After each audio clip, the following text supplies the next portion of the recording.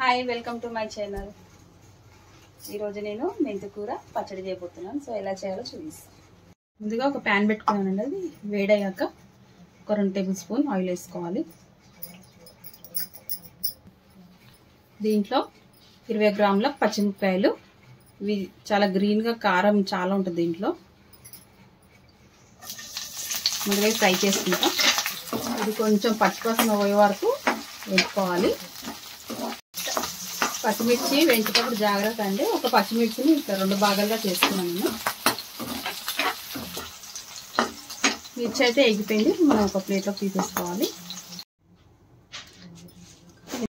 మెంతికూర అండి నేను చిన్న ఆకులుగా చించుకొని శుభ్రంగా కడిగి పెట్టుకున్నా. ఇప్పుడు మిర్చి వేపుకున్న ప్యాన్లోనే ఇది వేసుకుంటున్నాం. ఇంకా ఫ్రై చేసి మెంతికూర అంతా పచ్చివాసన పోయే వరకు వేపుకోవాలి. మెంతి మొత్తం 200 గ్రాములు అండి. ఉడికిపోయి ఇదంతా ఫ్రై అయ్యే వరకు మనం వేసుకోవాలి. మంచిగా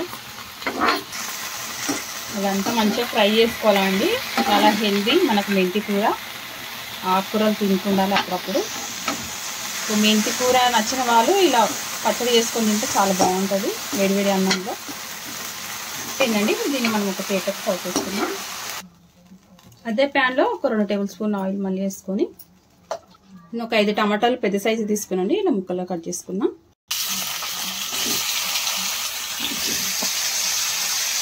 టమాటా కూడా ఫ్రై చేసుకోవాలి. టమాటా అంతా మగ్గే వరకు ఫ్రై చేసుకుందాం. అంతా మగ్గిపోయింది కదండి. ఇప్పుడు మనం దీన్ని ఒక సైడ్ పెట్టేసుకుందాం. మరొక ప్యాన్ పెట్టుకొని దాంట్లో ఒక 50 గ్రాముల నువ్వుల్ని వేపుకుందాం. పచ్చివాసన పోయే వరకు వేపుకోవాలి. మంచి కలర్ వచ్చే వరకు. నువ్వులు వేగిపోయినాయండి. ఇప్పుడు దీన్ని ఒక ప్లేట్లోకి తీసుకుందాం. దీంట్లో ఒక 3 టేబుల్ స్పూన్ ఆయిల్ వేసుకోవాలి తాలింపు కోసం. మనం టమాటా నువ్వులు అన్నీ వేపుకున్నాం కదండి. అవి కొంచెం చల్లారే వరకు ఈలోపు తాలింపు వేసుకోవాలి. 1/2 టీ స్పూన్ ఆవాలు, ఒక 2-3 ఎల్లిపాయలు కచ్చపచ్చి దంచి వేసుకోవాలి. 2 మిర్చి చప్పటండి,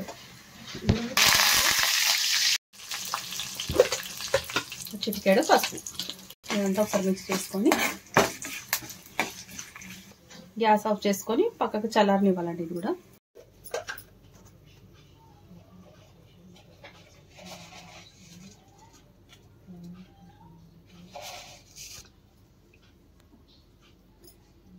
ముందుగా మిక్సీ జార్ తీసుకొని దాంట్లో ఒక 1/2 టీ స్పూన్ జీలకర్ర,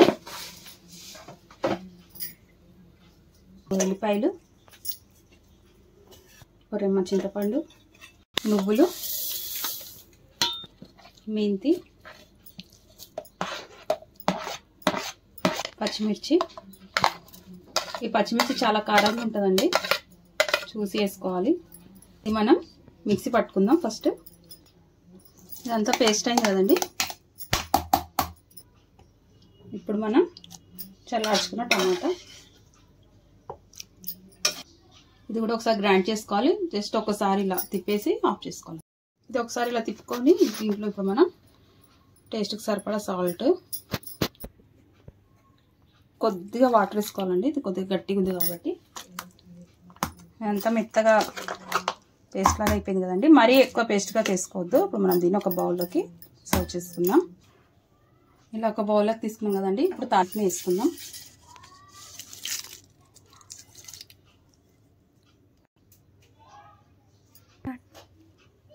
ఇంతేనండి, ఎంతో టేస్టీ అయినా మెంతికూర పచ్చడి రెడీ. చూడ్డానికి కలర్ఫుల్గా ఉంది కదా. వేడివేడి అన్నంలో చాలా బాగుంటుంది నెయ్యి వేసుకొని తింటే కూడా. సో నా వీడియో కనుక మీకు నచ్చినట్టయితే లైక్ చేయండి, షేర్ చేయండి, సబ్స్క్రైబ్ చేయండి. Thank you.